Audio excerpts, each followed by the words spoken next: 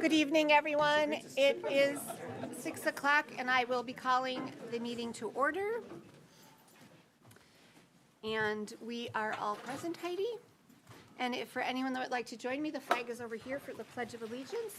I pledge allegiance to the flag of the United States of America and to the republic for which it stands, one nation, under God, indivisible, with liberty and justice for all. Thank you all very much. Just to draw people's attention, the board did adopt some new rules if someone wants to speak during the public comment section. So to give you some time, there are agendas there. There are cards to fill out if you wish to speak during that time. It will give you a little time to fill those out if those are your wishes. And then we will start with our student council report. Hi everyone, I'm Claudia Ryder and I'm a junior this year and I'm the upperclassman liaison for our student council.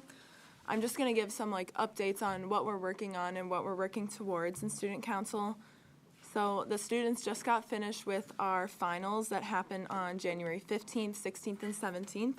And on that Friday, so the 17th, our a cappella group at the high school, Limited Edition, hosted their final countdown concert that they do every year. And they also hosted other a cappella groups from Grafton, Beaver Dam, and Germantown. And we're also planning for student council on the week of Valentine's Day, so that would be like February 10th through the 14th. We are planning a spirit week for all of the students. On Monday, we're planning Dress to Unimpress, which is kind of like students will dress in comfy attire and comfy clothes. And then on Tuesday, we're planning to do Country versus Country Club. Wednesday would be monochrome, where everyone would just wear kind of one color.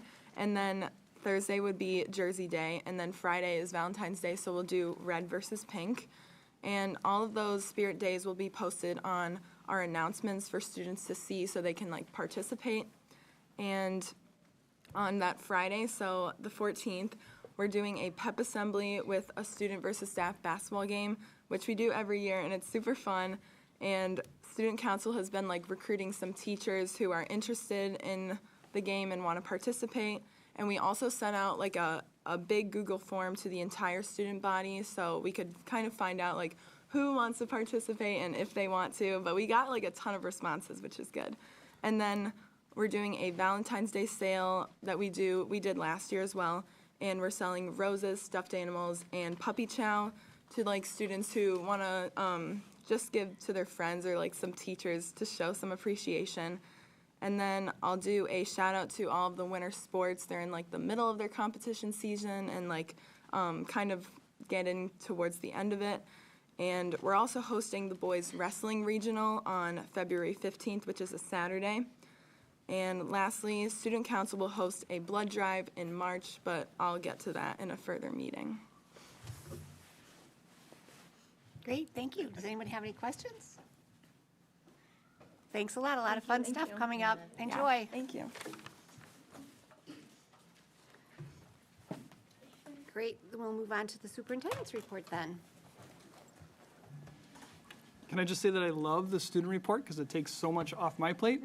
As I think about all those great things happening throughout the district, certainly kudos to all of our winter sports in the middle of all the work that they're doing, as well as all the great things that are happening in our schools. Couple things from a grant gift donation. We started bringing these to the board this last July as a way to recognize and also do this through the Beacon, but two recognitions, one being the Knights of Columbus for their donation of $626.92 for the ID program at Port Washington High School, and then also recognition of the Haven Project that supported 12 Christmas gifts for Saukville elementary families. So shout out to those groups.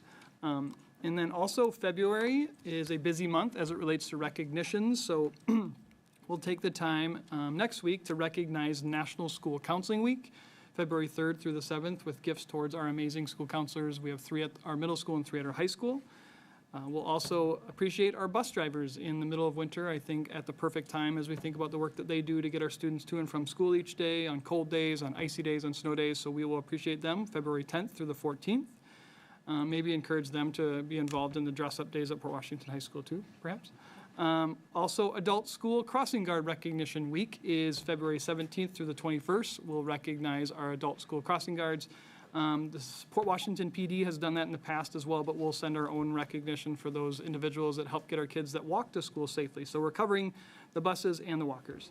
And then finally, February is Career Technical Education Month. As we think about February 20th, which I'll share briefly, is the launch to our strategic plan.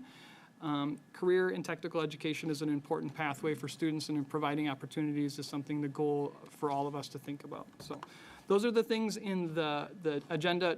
A couple of quick other updates that are new, I guess, or just reminders. Wanting to share, just this week will be the start of our 6 opportunities for community members to see more information about the referendum. We have our information night, the first one being this Thursday, January 30th at Saukville, followed by February 6th at Lincoln, February 18th at Dunwoody, the 5th of March at the high school, and then TJ on the 12th before our final one on March 18th, where we'll be back at Saukville. I referenced this. A number of people should have received invites for this event earlier today.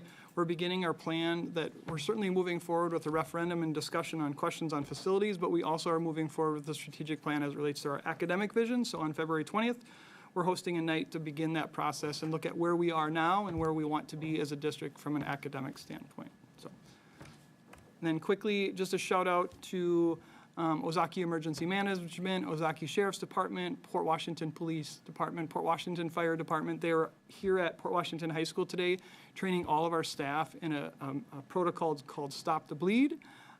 So huge shout out to Brian Sutton for his work to bring this in. All staff were trained today, and you can see our high school and middle school staff in the library really getting hands-on opportunities to be trained and stop the bleed. So thank you to our partners in creating some safe opportunities for our staff and training our staff.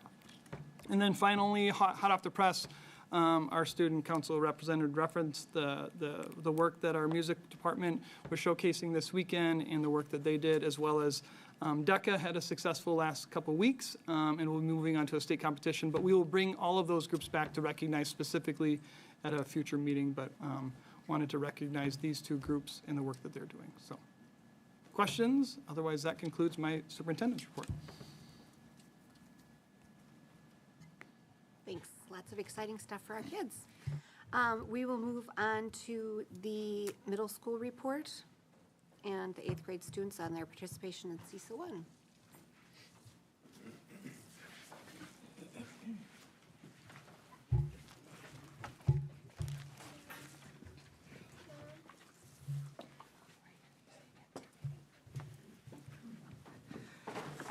So we're gonna kick off the portion of the TJ agenda here tonight by showcasing some of the awesome work that a group of our 8th grade students are doing with the CISA 1 Drone Academy. And with that being said, I'm not going to talk too much about this one. I'm going to let Ms. Brown-Smith and the experts take over.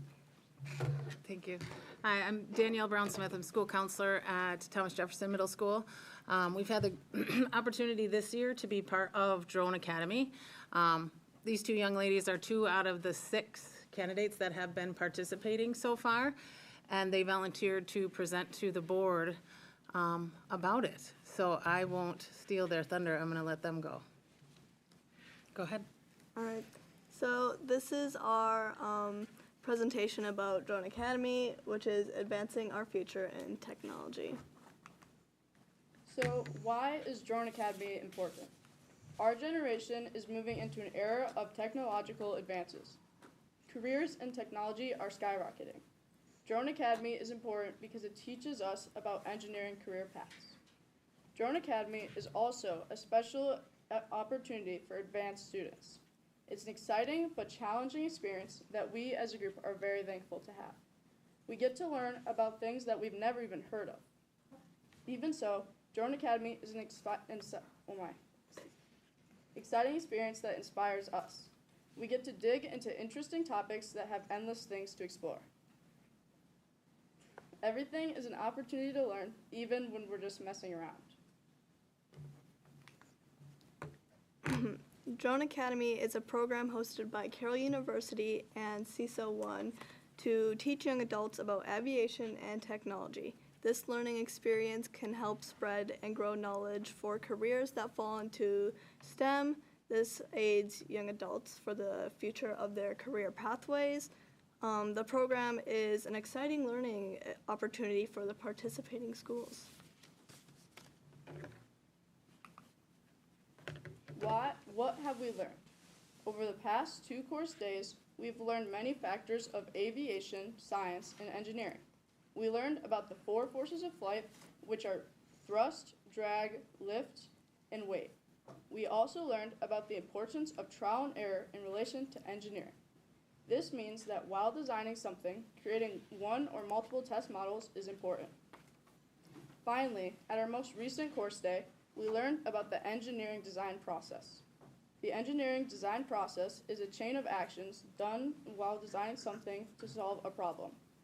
These are just a few of the many topics that we've covered so far this year, and there are still many more to come.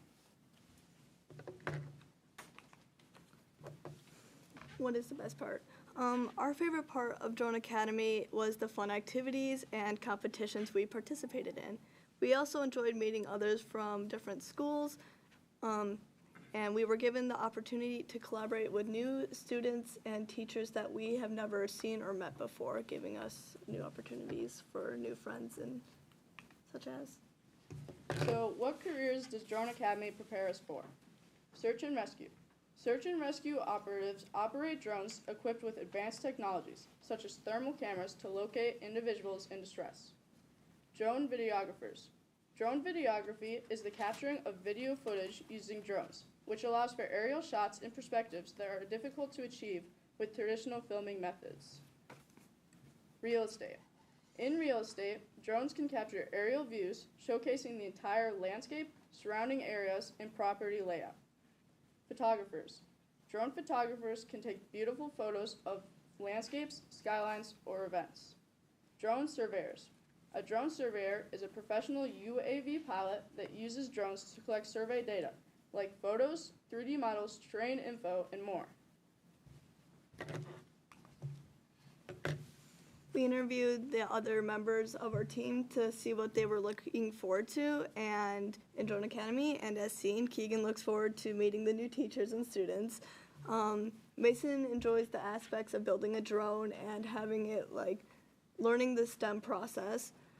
Kiara enjoys the engineering process similar to how Mason does and wants to finish and looks forward to finishing the drone that she's started to create with our team. And Evan looks forward to finding joy in making his drone, just like Kiara and Mason, and looking forward to learning about the engineering process and getting the most out of the program. So we decided to share one of the many things that we've done so far in our course days. So we are going to be doing an experiment with toilet paper that utilizes Bernoulli's principle. So you can start. Yeah, do we have any volunteers? All right, that's awesome. How many pieces do you want me to give them? Yeah, 2 squares, right? 2 squares. Okay, so basically what you're going to do is you're going to take the toilet paper and hold it at about chin level. You want to show them? Yeah. Well, Here, let me fold it. Here, so you're going to take the toilet paper and you're going to hold it like this. Okay, and you're going to hold it at your chin. Yeah, and then you're just going to blow outward Okay. Let's see it. I have lots of people. I don't know. I guess I don't have hot air. So, Higher?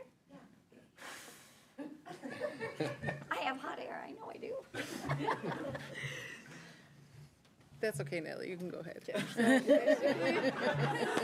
I failed. This experiment utilizes Bernoulli's principle, which states that when you blow air over the top of an object, it creates lift. So basically, as you can see, As you demonstrate. yeah, when you blew, instead of going down, it actually went up.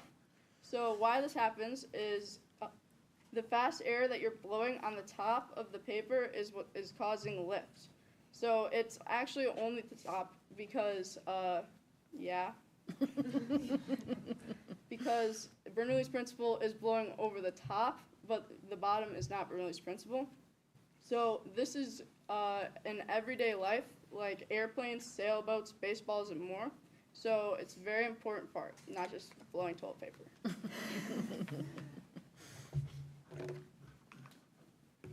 And if you have any questions or comments, here's our emails to contact us.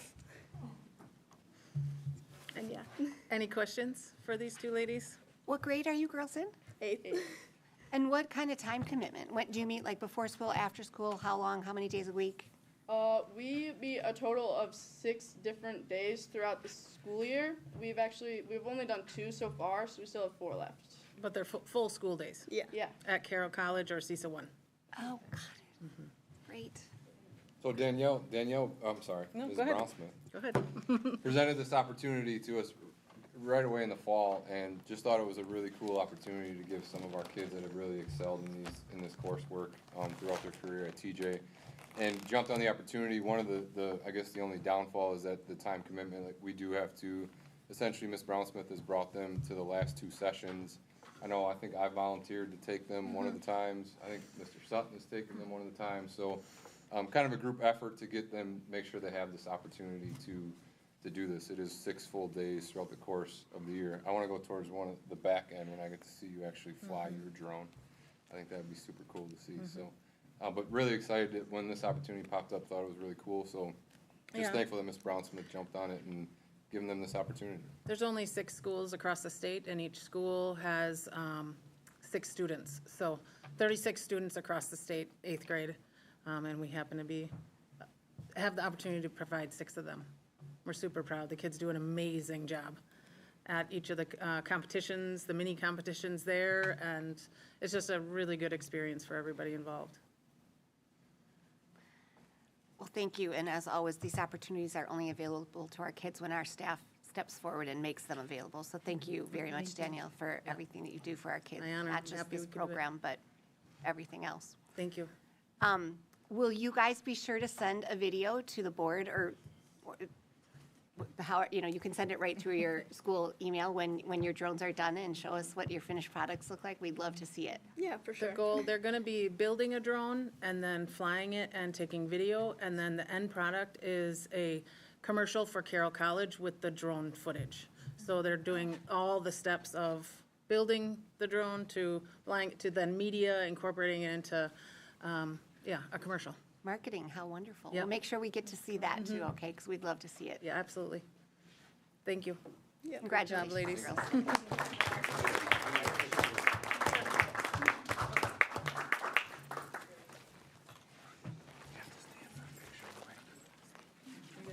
in the middle. That's great. Thank you. Thank you. Great, and I think you just remain up there for a little bit. I'm just up here, yeah. I don't-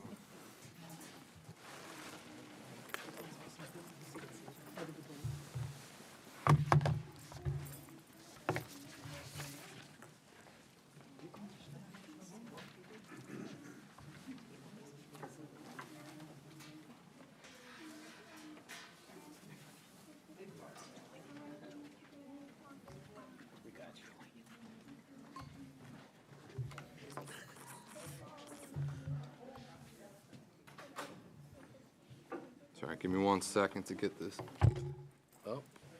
There we go. I wish that had some sort of value to me, but it's just a random picture that pops up on the laptop, but it's pretty cute nonetheless. All right, so I get the privilege of talking to you all tonight about the year so far at TJ, and I did bring my team with me here tonight. Because this is definitely, well, I don't want to do presenter mode with everybody watching, so. Once again, definitely a team effort at TJ. This is my second year now here at TJ. I've been there for a year and a half, and I've been very excited about the growth that we've made throughout the course of that year and a half, and I'm very excited about where we're headed moving forward. So today's presentation is really about milestones, momentum, and advancing our current goals. jumping right in, this will look pretty familiar to all of you because it is what we've been talking about at TJ for essentially the last year and a half since I've been there. We have a goal at TJ really around disciplinary literacy, once again piggybacking off of the work that we did last year with Rhonda Schoonover from CISA 1 and her work around disciplinary literacy. And that's really been our focus in regards to our school-wide SLO. And it's a really nice goal to have because at the end of the day, every content area teaches content literacy. So it's one of those things where it's a goal that everybody can get behind. It's something that we all, if we take our content seriously, it's something that we all know that we can teach to our students. So with that goal in mind, this is our second year working towards this specific goal. I'll get more in detail about what our actual SLO looks like for the school as we move through this. But essentially, that's our SKIP goal, is focus on disciplinary literacy and making sure that every single lesson in every classroom has some component of disciplinary literacy. The chart that you see on the bottom there is our iReady scores. The lightly shaded one is our fall iReady data around informational text, which is where you would get your disciplinary literacy goals from. And as you can see, our red is shrinking from 36 to 30% of our students. That red indicates 2 grade levels or below. Yellow is approaching within a grade level or 2, and then green means they are at grade level. And as you can see, the red has shrunk from fall to winter. We just took it about a week ago, and the green is continuing to grow with our students showing more and more advancement to grade level with the specific goal around informational text. So once again, our focus seems to be working around that specific goal. The big 4 cornerstones that we'll kind of talk through tonight is our focus as a staff. We've really done we set specific SLOs. I have an SLO for my building, or we have an SLO for our building. And then the teachers are able to have that exact same SLO for their content, and I'll explain that a little bit more in detail. And we do have some math data that we're going to go over a little bit with you all, along with our work with PLC Plus and the vision of collective efficacy and what that means. And then, of course, one of the things that I wanted to make sure that everybody was aware of is some of the work that we're doing at TJ around our advanced learning plans and those extension and advancement opportunities that we are providing for our students, just like we shared with the Drone Academy students. So our SLO essentially, or our SMART goal for the year, is that our students will increase to at or above grade level in informational text according to iReady from X to Y by May of 2025. So essentially measuring that from fall to spring, and then making sure that we are implementing specific plans along the way to make sure that we are monitoring that progress throughout the course of the year. We've talked a lot at TJ this year about collective efficacy and what that means. Collective efficacy meaning that we all believe that we can achieve a specific goal, and getting the staff to buy in that process and that progress has been our main goal. And one of the big ways that we are doing that is through this SLO. So I come from the space where all goals should trickle down. So my goal for the district I should have for my school, and a goal for my school my teachers should have within their classroom, and that goal should also be dropped down to the students so that they can specifically see that goal in progress for themselves. So when we did data reports with our students before the winter iReady scores, they set goals around informational text. Once again, all those goals cascading down to make sure that we're achieving those and we're all focused on the same thing. And we've talked a lot about collective efficacy specifically this year because of our work around PLCs and the PLC Plus model, which I'll talk a little bit more about too in detail in a little bit. Some math data. I know we're all pretty excited, a little anxious about the math review and all the things that have come with that, but I cannot say enough how great my staff is at TJ, and the math team there specifically continues to get good results with the resources that they have. This specific data, once again, the lighter shade color is the fall data points from iReady, and they have 4 domains that they really look at for the math data, and you will see in all of those components, 4 components, the red is shrinking, the green is growing in all of those capacities with the specific percentages there in the left. If you take a look at that, definitely still showing strengths and growth with that. There are specific teams and specific grade levels that have kind of beat themselves up about, you know, a class here or a class there, but the one thing that I continue to show them is that our kids continue to grow and continue to make those gains to that grade level advancement, which is where we want to see them throughout the course of the year.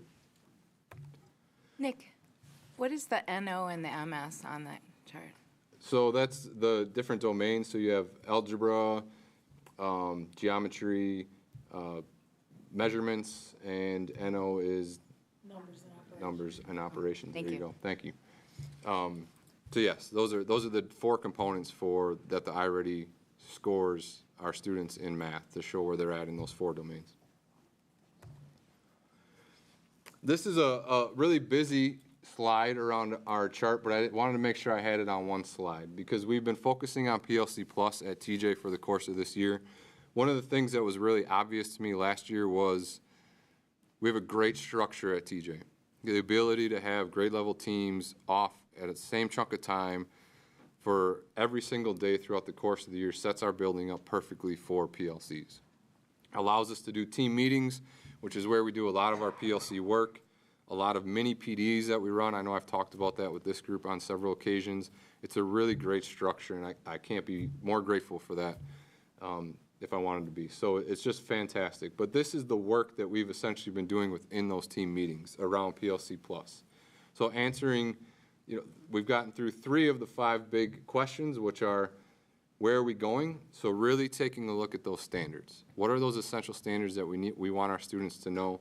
But most importantly, what are those standards looking for our students to be able to do? And that was a process that we walked through in September and October and really breaking those down.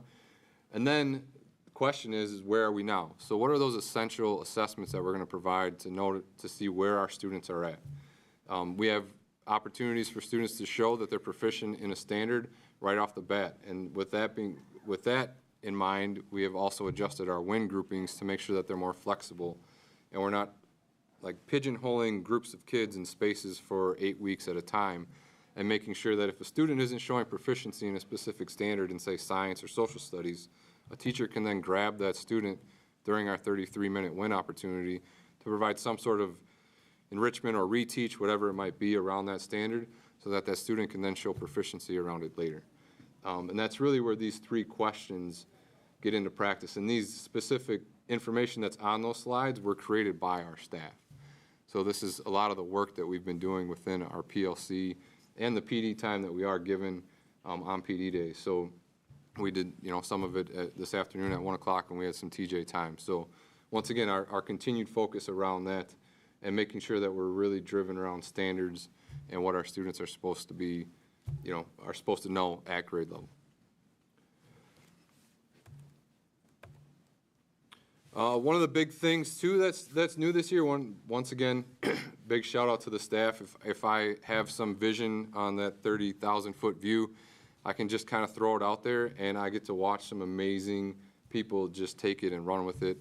And earlier this year, I you know, just thinking of all the tag stuff and how we can support those students that have those advanced learning plans and things like that within our building, I asked Ms. Simzak and Ms. Dimmer, my librarian and my strategist, I said, hey, what can we do to put together like some sort of mini units where maybe once a quarter or once a semester at each grade level you're able to support those students in some sort of a deep dive around an essential question. You know, something that's aligned with the standards work that we're already doing, but these students have already shown advancement. So they put this together. And essentially what they did was they looked up some of the areas that we could show supports in our forward exam data and some essential questions. And they created these books that are all, they're historical narratives that all focus around events that are talked about within their middle school journey. And they really dive deep into those events. And the cool thing about it, and I've stopped into some of these sessions, these book clubs that they're having, is they dive so much deeper into what, not just the stories themselves, but how those events, those historical events, have now shaped where we are now. And I'm not going to be able to do them justice because I haven't read any of the books, but I know, for instance, some of them, they dive into like a lot of the rules and laws around regulations from like the EPA and things like that, because the safety protocols that have happened in some of these catastrophic events, like the Great Molasses Floods, or I'm trying to think of the other one off the top of my head, but I'm blanking out on it. Radium Girls. Yep, and essentially it's an opt-in. So they share a review with these students of and their parents of the books, and the parents can say, "Yep, I'd love for my kid to be able to participate in this," and then they go ahead and jump into it. So these were the books that they focused on for this semester, and once again, great conversations. I loved popping in there, and those kids were super eager to get into that space and have those conversations with those two adults, and I couldn't be more thankful for them. So I'm really glad to see, and I'm anxious to see what this does for those students in regards to making sure that those students on the higher end still continue to grow and advance, just like we want every student to do. So this is challenging them, I think, on that level that is different than what we can do in a typical classroom. So once again, kudos to Ms. Dimmer and Ms. Simzak for that. These were the books that they looked at this semester. These are the ones that they're looking at for next semester. And once again, the students that qualified to participate in this were students that had ALPs, so advanced learning plans, that we already have in place, but also students that have now leveled through our Lexia data. So making sure students who have been self-motivated and self-driven to finish that platform have finished that through 8th grade. So we have some actual 5th graders who have completed Lexia through 8th grade.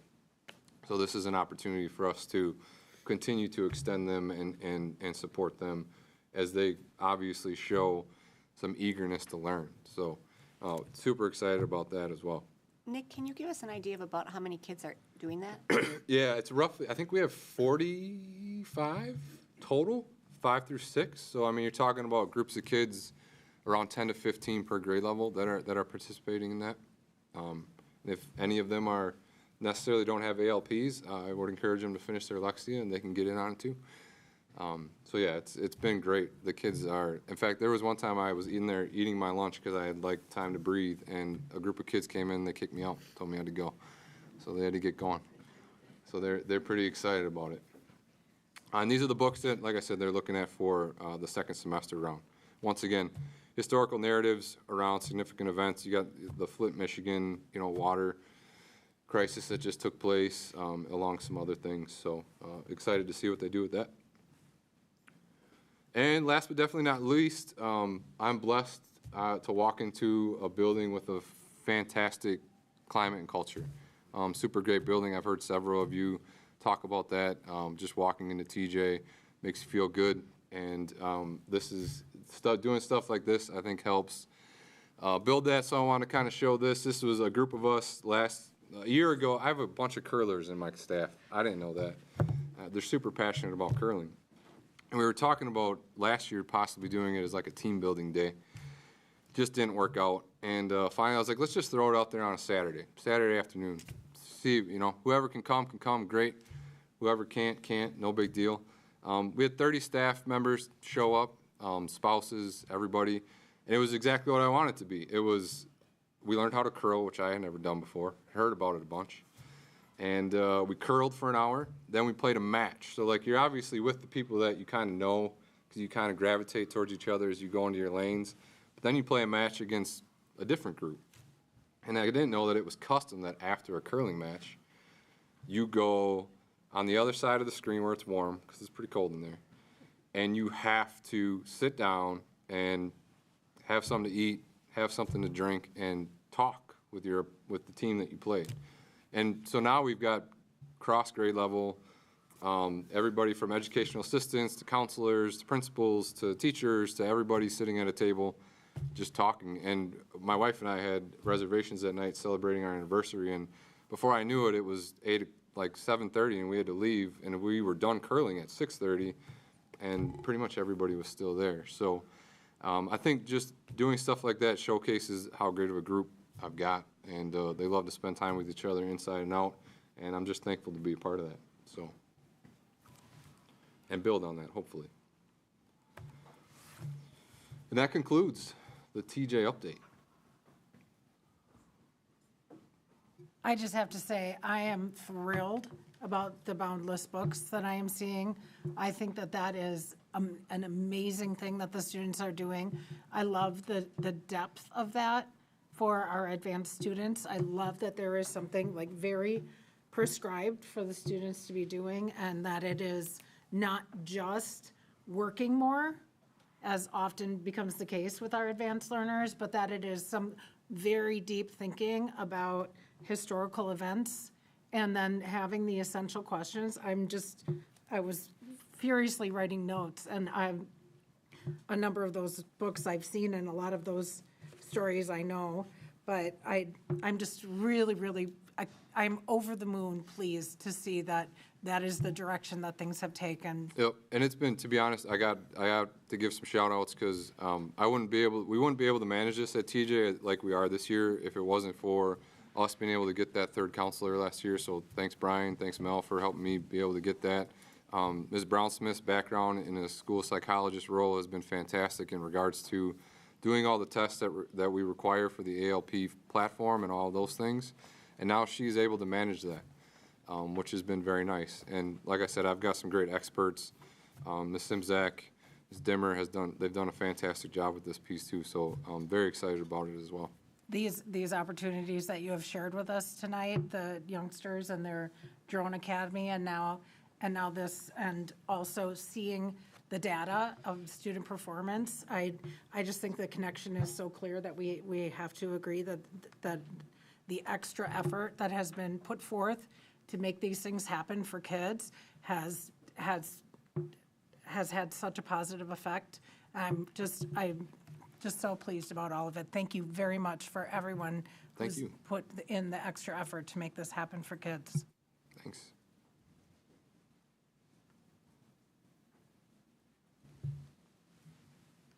Great. Thank you very much for coming and letting us know all the exciting stuff that's happening.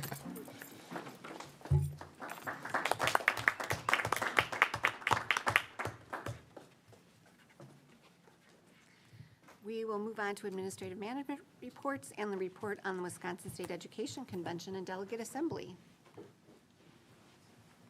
Want to go ahead, Yvonne? I'll go ahead. First of all, thank you for allowing me to sit in on that delegation, because I really do appreciate hearing everything across the state going on. Again, these are resolutions that the school board for the state of Wisconsin, the association, brings forward to legislation. They're resolutions. Does not mean that legislators pick these up and create laws out of them, okay? So just so you're aware of that, because I know a lot of time goes into that, and I don't know if people are familiar with how the legislation steps work.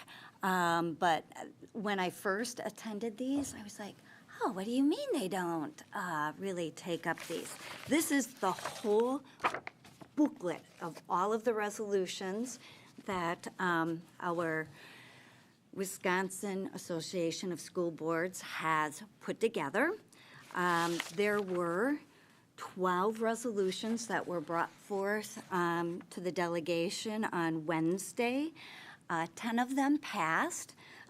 Stephanie got to sit in the back, and we were texting back and forth as well, because it was very interesting sometimes. The two resolutions that did not pass were very interesting. One was about accountability and the school report card standards.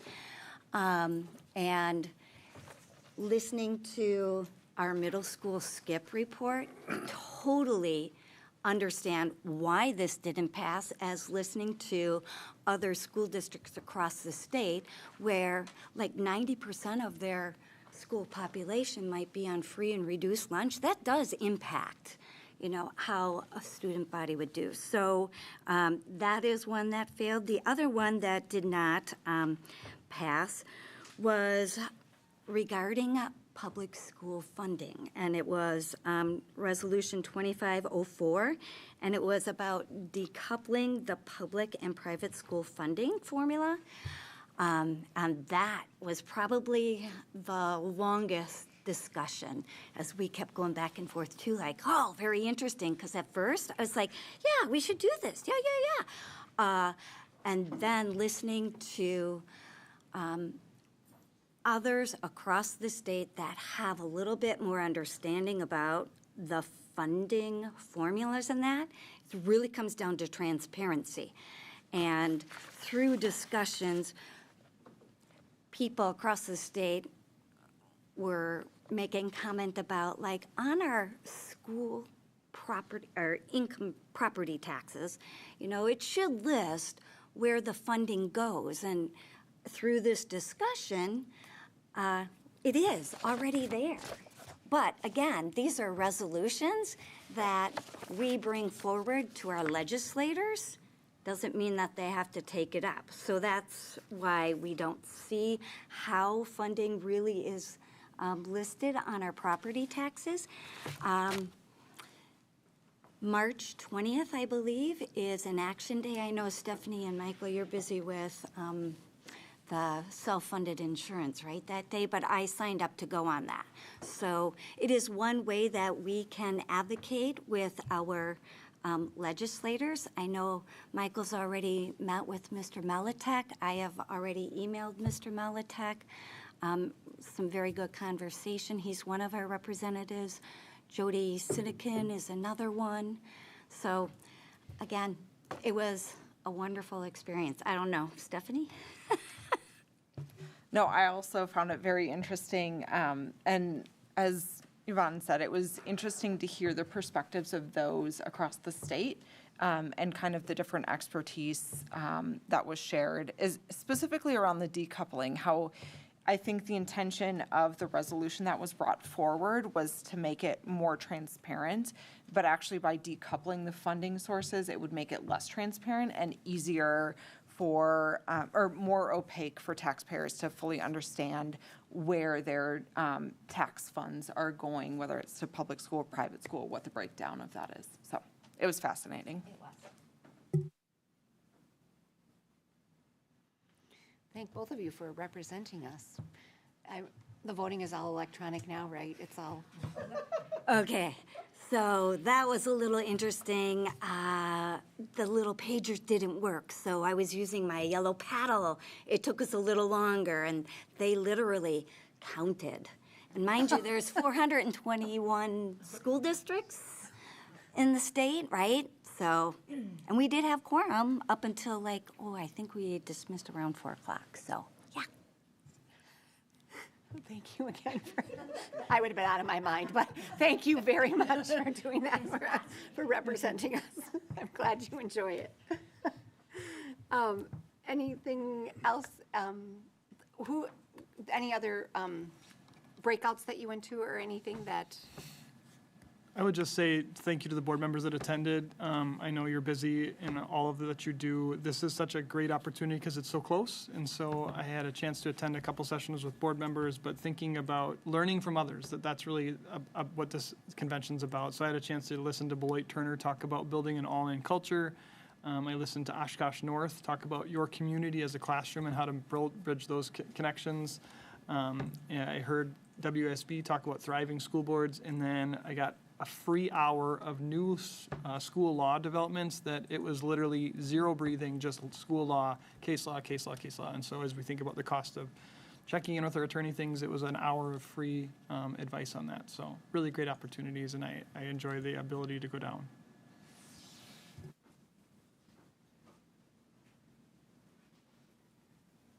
Oh, sorry. Then we'll move on to board committee updates, and starting with the Finance and Human Resources Committee. All right, well, for the Finance and Human Resources Committee, we went from 6 p.m. to 7:49 p.m., so just shy of 2 hours. I was present, Justin Myers, Brian Stevens, Karen Kranz, and Elisa Pyanek. And we had no excused members, and we had other board members present, as well as other community members as well. As mentioned prior, we started meeting at 6 p.m. Director Nettesheim provided an update on the district's new maintenance and management software system called Brightly, which is formerly School Dude. The system will be used for maintenance work and other scheduling and racking asset management. Director Nettesheim provided an update, and timeline on the process for requests and proposals, which are known as RFPs, for an owner's representative and construction manager. Director Nettesheim also provided an update on the district's self-funded health insurance. Director Nettesheim provided an update on the District Compensation Committee. The committee is made up of 24 contracted school year employees whose purpose is to review and recommend compensation models, policies, and practices. And she drafted a new compensation model based on the committee's work. Director Nettesheim also presented the administration's recommendations for summer school savings, which would entail moving to a 4-day, 10-hour per day work week, which is Monday to Thursday during the summer, to reduce utility costs over the summer. And then the committee recommended moving the summer cost savings recommendation and the draft new compensation model forward for consideration at tonight's board meeting. It was noted at the time that any recommended changes to health insurance for the 25-26 school year would be brought before the board for approval at a later date. And just due to some revisiting back with the committees, we're not going to take an action item on tonight, for tonight, regarding the compensation model. So we will bring that up at the next, at a board meeting in the future. And then at 7:49, we adjourned our meeting. Thank you. Great. And then we'll move on to policy. Yep. So we met on Monday the 13th as well. I did have one, I wanted to verify, Karen, you dipped out before our policy party started, correct? Yes. So I think we just need to correct that in the minutes.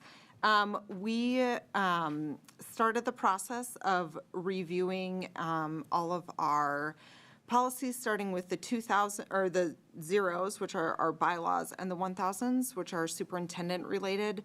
Going through, this was the first opportunity for the board to really get our eyes on these revised policies that I know the administration and others have been working closely with Neola to revise all of these. So we had an opportunity to review them before the meeting. So we didn't have too long of a policy committee meeting, but we had lots of questions that we went through and a few revisions. And then we adjourned at 8:39 p.m. Great. Thank you, everybody. Has anyone met with one of their district-wide committees since our last meeting?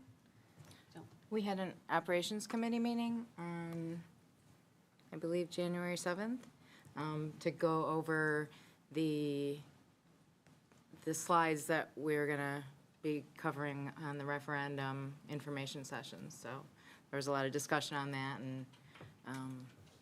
and we gave our suggestions to Michael, and they made some adjustments, and so far that's moving forward well. Great. No other committees met. And then in your in the board packet is all of our upcoming meeting dates. And then we will move on to public comment. I don't see anyone that filled out a card, so I don't believe that we have any public comment. So we will move on to consent agenda, which includes minutes, if there's questions on those, or questions on the business service report, human resources report. Does anyone have questions on any of those?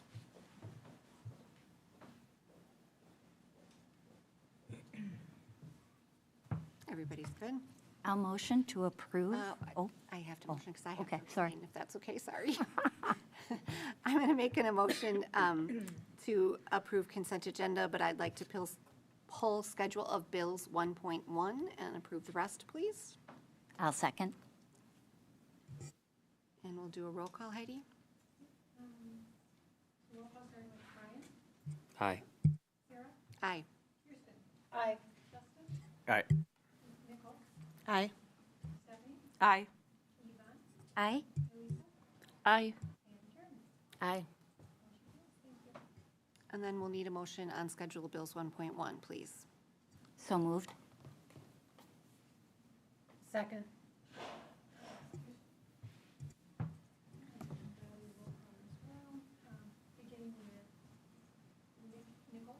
Aye. Aye. Aye. Aye. Aye. Abstain? Aye. Aye. And then we will move on to new business and a report from our auditors. Welcome. Thank you.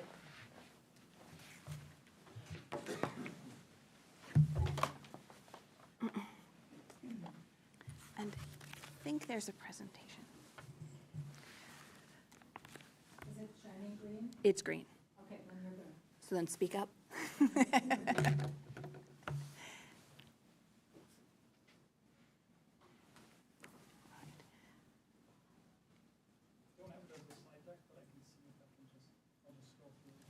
That works wonderfully. Thank you so much for your help. Thank you so much for having me here, Board. I appreciate the opportunity to present your results from your audit for the year ended 6/30/2024. I just want to give you a quick walkthrough of what we're going to be talking about. The first is a little bit of the audit process, a reminder for those of you that don't get to spend your whole life in the fun world of auditing, of what the audit is and what it does. A little bit of your results of the audit, just to touch on a couple of the financial information points, highlights. I know you get good information and more timely information from your management team, so I won't spend a lot of time there. And then I get to spend just a couple of minutes looking forward with you. I spend most of my life looking in the rearview mirror, so every now and then I like to look through the windshield with you. A quick reminder, if you're not familiar with the audit, is the kind of the scope of the audit. What are we looking at? There's really four pieces when you look at the end result of the audit. So when it all comes to culmination, you have the report on the organization's financial statements. That's the opinion that's in the actual financial statements. That's the kind of piece of the audit reports that most people are familiar with. That's our opinion if the financial statements are materially correct and presented in accordance with GAAP. We also may issue an internal control or management letter to your management team if we have any suggestions that don't rise to the level of significant deficiencies or material weaknesses. We don't have any written recommendations for your management at this point, but you may see one of those in the future, depending on what's going on. We have communications to you as governance. These are a few additional context and results from the audit, give a little more context to that opinion in itself, and report on some key matters to you. And the last is the report on internal controls and compliance for your federal and state programs. This is that grant compliance piece looking at your major programs. So those are kind of the pieces that you'll see when you look at an audit. The audit's purpose is to express an opinion on the basic financial statements, that they're free of material misstatement and presented in accordance with generally accepted accounting principles. We do consider internal controls in planning and designing our procedures, but we do not issue an opinion on those internal controls. The scope of procedures required for an opinion would be significantly greater than what's done in an audit. We do also issue opinions on compliance for the major federal and major state programs that are selected for testing. And again, we do report on any items we note during internal controls, but we don't issue an opinion on the internal controls over grant compliance either. As I mentioned, the audit process is a risk-based approach, so we do look at your most significant classes of transactions and balances. These are probably the ones that are already on your discussion plates throughout the year. Some of the items that you'll see as the internal controls, we do use those to design our procedures. They help inform what your team is already doing, what are your most significant processes, and what management has already addressed and taken actions towards. We do look at revenue recognition. That's always kind of a big one with across the board, but schools with that cutoff near year end and the grant cutoffs. Looking at the Wisconsin retirement pension system and your OPEB liability or other post-employment benefits, that's your retiree health insurance, the measurements of those. Those two items are on there based on those significant estimates that go into them. They're looking very far into the future and putting a lot of different estimations pieces in there. We do look at debt, your leases, your subsidies, which are basically leases in the virtual world, looking at capital assets, the outlays, and then your federal and state awards. I am happy to announce that we did issue an unmodified opinion on your financial statements and unmodified opinions over all of your federal and state programs. That's the highest level of assurance I can provide you as your audit, that they're free of material misstatement, presented in accordance with generally accepted accounting principles, and the state and federal programs are in compliance with the items requested to be tested by the federal and state agencies. We do have no findings, no internal control findings, and no other findings over your federal and state programs. And on the financial statement side, we just have one significant deficiency that's probably familiar to many of you. We assist with the preparation of the financial statements at the end of the year. Some of those highly technical government accounting standard items for that annual report. That's not an uncommon finding for districts as a whole, and definitely districts of your size, based on the time constraints on your management team, focusing on the day-to-day operations that they have. So we kind of assist with some of those very technical items at the end of the year. They do review and take full responsibility for them, talk through those with us. We just provide some assistance with the drafting. Some additional communications that we have to you as governance. There was no new accounting policies adopted in the year, so you should see very comparable practices and application of policies from year over year.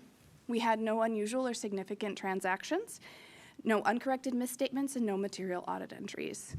When your auditor up here and says no, none, nothing, that's all really good news, so that goes pretty quickly. We also had no difficulties and no disagreements with management, no other significant matters to communicate to you.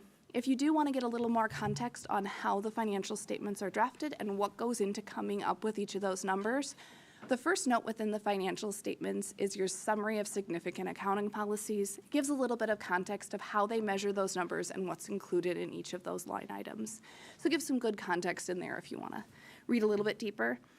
There is some schedules, your required supplementary and supplementary schedules behind the footnotes that gives a little more context. There's a lot of historical information on there on your Wisconsin retirement system participation, as well as the health insurance, retiree health insurance OPEB plan. There's also budget to actual schedules in there if you're looking for that information. Those are after the footnotes. And they had no consultations with other accountants, what we refer to as a second opinion. So, a whole lot of nothing. I do want to take a minute and highlight just a couple of key financial information pieces. A little bit of revenue and expense, and then a little bit of the ending balance. You'll see up here just a quick summary of your general fund and your referendum debt service fund, and then all of your other funds are in the non-major category. Your general fund does include the special education fund as well. For GAAP reporting purposes, those two funds are reported together. These are your two largest funds. They're reported on individually. The rest, including any food service, donations, community activity funds, those are all in the non-major. So just showing your revenues and your expenditures.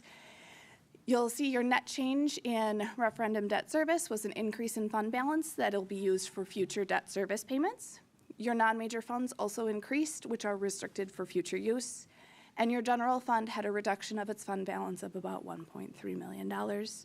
Some additional detail, if you want to know where those line items maybe differed from budget, would all be in that budget to actual schedule after the footnotes. The next is what's kind of left at the end. That is your fund balance. There's three categories of fund balance presented. Your non-spendable fund balance, those are things like prepaids, any inventories that you have, any assets that are not on a financial basis that can't be used to settle future commitments that are already spoken for. And your restricted are items that are restricted by outside sources. You'll see your referendum debt service is restricted. It's restricted for only debt service in the future based on how it was acquired through the capital or the levy. And then your non-major funds is also restricted primarily for grants and food service needs. Your general fund down at the bottom has an unassigned fund balance. That's what's left for planning for future purposes, cash flow needs, unexpected plans, future use. That's about 11.5% or 12% of your annual general fund and special education fund expenditures, which is about about 1.5 months of expenditures. So taking into account the cyclical nature of the revenue stream, in June, you're just about done with that revenue cycle. So this is my chance to say a big thank you to your management team. We had some new audit standards in effect this year that required some additional lifting by both the finance team, but also the IT team. We got to bug them a little bit more, so if they complained about us, my apologies, but they got to spend some more time with us this year. We do appreciate their help. Our audit standards are shifting to keep pace with the growing trends and the shifts in risks that relate to the financial statements. In response to that continued risk of moving into the online profile, we're spending a little bit more time making sure we understand the controls in place in that environment. I'm going to go through this real quick because if you need something to put yourself to sleep at night, I want to make sure I leave you some GASB standards to read through. So we do have some new standards. This is to give you a look at what might be changing and also give you some context for what your management team may be facing as they look forward in the future. So we have our GASB 101, which relates to compensated absences. This is primarily related to accrued sick or vacation time. It brings some consistency in measurement and presentation across the industry with this, and updates kind of the look on how they measure that. So your management team will be working on that as they look forward into the next year to see if there's any shifts in how they will be calculating any amounts that are reported. This won't be impacted on your fund statements, so you probably won't see this as you're going through your budget. This is going to be one of those only at the financial statement, what we call the full accrual. So if you're looking through the financial statements, you've got the first 2 pages of the actual financials. Those are your statements that are on a full accrual basis, most similar to what you would see in private industry. So if you own a business, if you look at business financial statements, those will be similar. Moving beyond that is the fund level. That's closer to your budget to actual basis, what you budget on. So this likely won't have an impact on what you see in your budget schedules, but it will on those front schedules for GASB. Some a little additional work for your management team. The next one is some disclosures related in your financial statements. Not anticipated to have any impact on your numbers, but you may see a few more pages in the financial statements. And then financial reporting model provides some additional clarity and consistency in some of the reporting. Your management discussion and analysis, if you have one, component unit information, and proprietary funds, if you have any, which your district does not currently report any. We also have some shifts in non-financial assets, leases, submittas, other intangibles. So we just got those on the book, and now they're going to take a look and make sure that they're being presented and reported consistently. If you really want to learn more about accounting, you can scan here. We've got all kinds of information, or if you want to follow along, keep up to date on these things so you have good questions to ask your management team. Always there. And as always, I welcome any questions, feedback, or any information I can provide to you tonight. Last page is my contact information, so if you think of something you didn't get a chance to ask tonight, you want to talk at any point throughout the year, or you really just want to talk accounting, you can contact either myself, and I do want to thank Tori, she's with me as well this evening.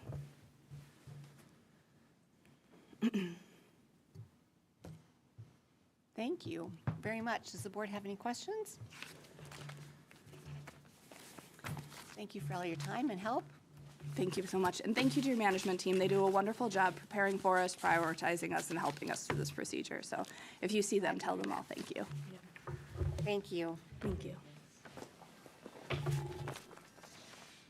Next, we are going to move to our open enrollment space determination. Oh, do we have to accept? I will motion to accept the district's 2023-2024 fiscal audit report as presented. I will second. And, yep, we can do a voice vote. All in favor? Aye. Opposed? Motion carries. And now we will move on to open enrollment. Each year in January, we come to you with just the expectation of what open enrollment seats we'll have available, what we'll offer. Beginning on February 3rd, people will have that opportunity to apply towards other districts, and so this is the statutory time limit to set forth the number of seats that we have. As a district that's currently declining enrollment, our goal is to fill those seats with outside districts if they're willing to send and apply, and then through our process and our Pupil Service Department will approve those. The fact that we have available seats in every grade level, we could also create a waiting list if we fill these, and then we'll communicate through the process. But that window opens, like I said, next week, and then closes at the end of, Brian, is it April? Mm-hmm. And then around first or second week of May, we'll start to present those letters to families on acceptance. So, questions on our recommended seats? Seats everywhere except our special ed services. Correct. If there aren't any questions, I will take a motion to approve the open enrollment space determinations. A motion to approve the open enrollment space determinations for the 2025-26 school year as presented. Second. All in favor? Aye. Opposed? Motion carries. And now we will talk about our hockey co-ops. It's that time of year. The weather is showing that we need to talk about hockey. So I'll invite John to kind of come over and talk through these agreements and get those approved. And thinking about 25-26 and 26-27 as it relates to winter hockey co-ops with both girls and boys. We are recommending a motion to approve these as presented. Yeah, thank you for having me. Our girls' hockey program is with Lakeshore. Cedarburg is the main source of that co-op, joined, I think, with 6 or 7 other teams. And then our boys are with the Sheboygan co-op up there. So we also have about 3 kids that are up there playing hockey. So it is that time where we sign off that we continue to want to agree to participate in those co-ops. We have to do that every couple of years. So the kids that are in it are enjoying their experience and having a great time, and I think they're doing pretty well, especially the Lakeshore. The girls are doing really well. Can I just ask how many girls are currently on the co-op team? 3. 3. We have the numbers in an attachment. Can I find them now? They had each school listed with the number of participants. I thought that was just for the boys, though, but I could be wrong. Yeah, I only see boys on there, but I went to the senior game, so Leah Lathrop was there. Lathrop, so it was really good to see that there was probably 5 or 6 seniors, I think 7 maybe. They got recognized, but it was a good game. So it's a job well done for all the coaches and players.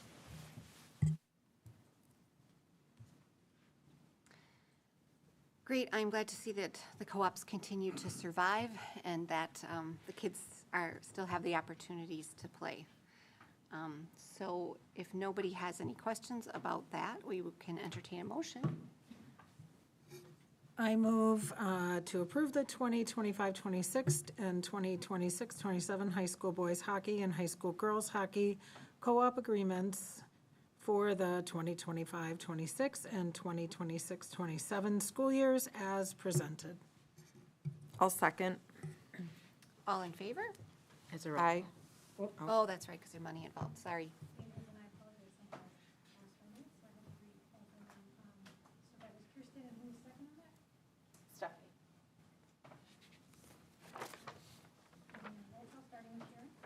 Aye.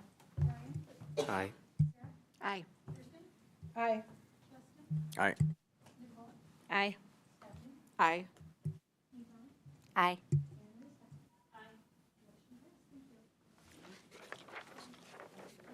Yeah, thank you. We'll move on to the approval of the changes in summer hours as a utility cost saving measure. Yeah, so as we've presented to the board in looking at all areas for looking at fiscal responsibility and looking across what other districts are doing to balance budgets, one thing that we have come across as a way to do that through energy efficiencies. And so what we brought to the board is an example of districts across the area, what they pay as it relates to total energy costs, facilities, et cetera, and then what that ranks per student. And so as you can see that we are on the high end for per student spending with roughly $408.17 per student as we break it down for energy efficiency. By doing this and moving to a schedule in early June throughout June, July, and August, turning things off when we leave on Thursday and not turning them on to cool our buildings on Monday, estimated savings could be around $100,000 to $120,000 is what we're looking at for this year. We'll work with administrators and staff to say what that means for their building access, giving our hourly staff and looking at a 4 10-hour work week in the summer would be the goal, making sure that they have those opportunities to stay at 40 hours. But really something that many districts have gone to years ago from an energy efficiency standpoint and a cost savings. So bringing it forth to you to as a motion to approve this, we would then document our hours. We could even document it on Google as far as our buildings being closed on Friday, et cetera. So as people want to come and drop things off, that we can make all of those updates, so. I just have a couple questions. Is the district office also going to be at the same hours? Yep. So everyone will be Yep. Monday through Thursday? Yep. And then also, with the cost being that much higher for Port, I was just wondering if with our future operations changes, are we anticipating a reduction in that? Yeah, as we think about the opportunities that exist with the current referendum, if that were to pass, there would be some efficiencies that would be created through HVAC updates and air conditioning and heating, and as that's involved in some of that work. Saukville, if it was a new building, would really be up to code and allow us to heat and cool zones in different areas.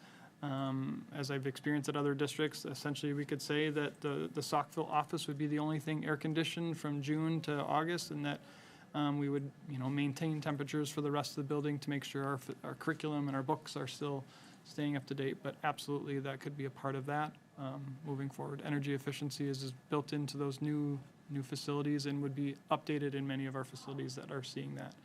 Currently, TJ, as we've referenced in the referendum, would just be seeing a new roof, so that would be a challenge.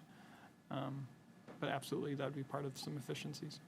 Yeah, it would be great to see a follow-up and just see how it actually comes out. You bet. And are these annual costs, or are these, okay, they're not just for the summer? I'll have to confirm that with Mel. Okay. Just to piggyback off of what Karen was asking there, when would we see a potential update should we approve this, as far as the cost savings that we realize? I would say we could bring it to finance in September to say, as we've experienced in September, October, once all of those bills have been paid. That'd be great. Yeah.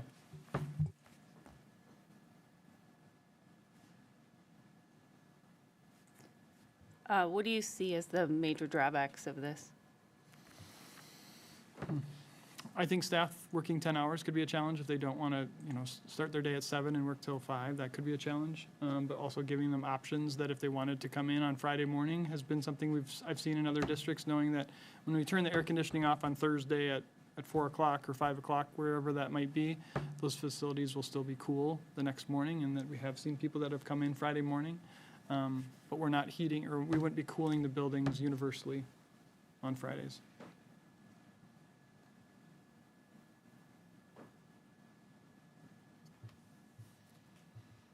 If there aren't any other questions, we can entertain a motion. I'll motion to approve the change in summer hours to a Monday through Thursday schedule to reduce utility costs over the summer as presented. I will second. And we can do a voice vote this time. All in favor? Aye. Opposed? Motion carries. Thank you for bringing that forward to us to help us be more efficient. And then I will turn over the first reading of policies that we worked on at committee. Yes. So as I mentioned, we did quite a bit of work before and during our committee meeting. But if anyone reviewed all of these policies and has any additional comments or questions? Okay. I would just add, Stephanie, that this is really a process to build towards an entirely new updated policy manual for July 1st. So what we're approving today will not go in effect until July 1st. We'll still come back for a second reading at a later meeting.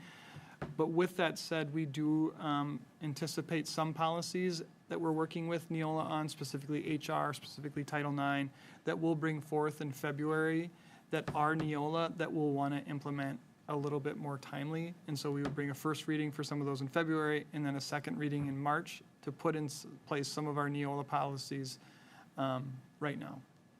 And that's based on recommendations from Neola, based on state statutes, et cetera, that we want to be in compliance as soon as March. Great. And just to note, one of these new policies, we wouldn't have to do the second reading the following month. So what a highlight. That's awesome. But that doesn't start until July 1st. I kind of like those meetings, actually. If there is nothing else, I will make a motion coming out of committee to approve the first reading of Neola recommendation bylaws, the zeros, and the superintendent, the 1,000s policies as presented. No second is required. Does not require a second. Because it's coming out of committee. We can do a voice vote. All in favor? Aye. Opposed?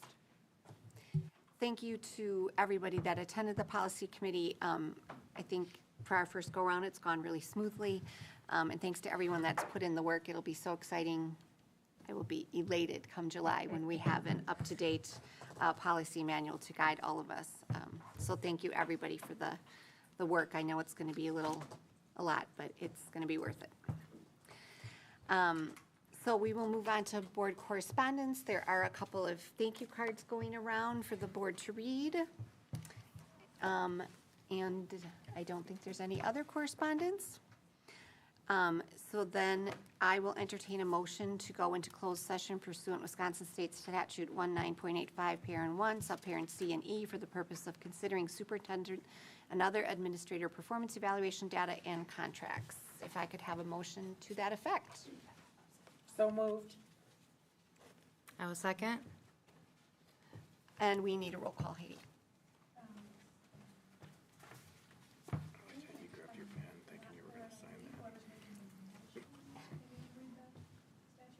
Do I need to read it as well? I checked it out with Michael first because I was going with under our new policy. Well, it's our old policy too, which we've never done. And all it says is that the presiding officer has to cite the, I don't believe so, but I was just trying to follow our policy.